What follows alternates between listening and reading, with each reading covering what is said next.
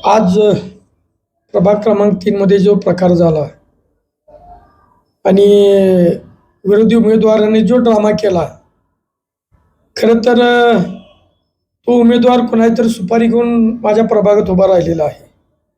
कारण त्यानं प्रत्येक वेळी आंदोलने केली, सुपारी घेऊन आंदोलनं केलेली आहेत. तो माझ्या प्रभागात एक एक पुस्तिका घेऊन फिरत होता, पोस्टमार्टम. त्या पोस्टमार्टममध्ये एक जुनं कात्रण, कोविड काळातील माझा एक फोटो असणारं कात्रण घेऊन ती पुस्तिका त्यांनी छापलेलं आहे. ती पुस्तिका राजारामनगरमध्ये वाटत होता. तिथून माझ्या घराच्या एक 100 फूट अंतरावरच होता. तिथून माझा पुतण्या 4-5 कार्यकर्ते माझे प्रचारासाठी बाहेर फिरत असताना त्यांनाच तो समोर आला आणि ते पत्रक त्यांनी त्यांच्या हातात बघितल्यानंतर ती पत्रक बघितलं, पुस्तिका, आणि कार्यकर्त्यांनी त्यांना विनंती केली की शकील भैया, तुम्ही ही पुस्तिका काय वाटू नका. ह्याच्यात हे फोटो टाकले ते अपहार्य, म्हणजे त्याच्यावर आक्षेप आहेत. हे असलं देणं चुकीचं आहे, आचारसंहितेचा भंग आहे आणि तुम्ही हे काही देऊ नका. तेवढं बोलत ते तिथं थांबले. तेवढ्या शकील सय्यदने कोणाला तर फोन केला. तेवढ्यात एक 5 ते 10 मिनिटात त्या ठिकाणी चिमण डांगे, आनंदराव पवार, केदार पाटील त्या ठिकाणी आले.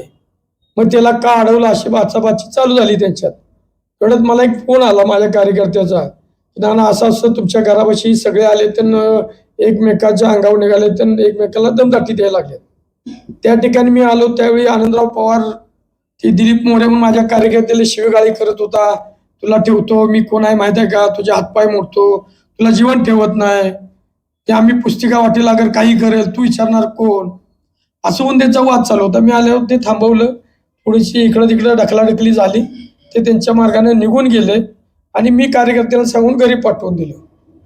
एवढं झाल्यानंतर तिने, आता मी व्हॉट्सअपवरही बरेचसे व्हिडिओ आले, तिने बरेचसे आंदोलनं, माझ्यासमोर जो उभा राहिलेला उमेदवार आहे, रडून बिडून दंगा करून नाटकी काहीतरी झालंय आणि बाकीचे जे विरोधक आहेत त्यांचा एकच अजेंडा आहे की उमेदवाराला बदनाम करायचं, पक्षाला बदनाम करायचं, व्यक्तिगत आरोप करायचे आणि निवडणुकीला सामोरं जायचं.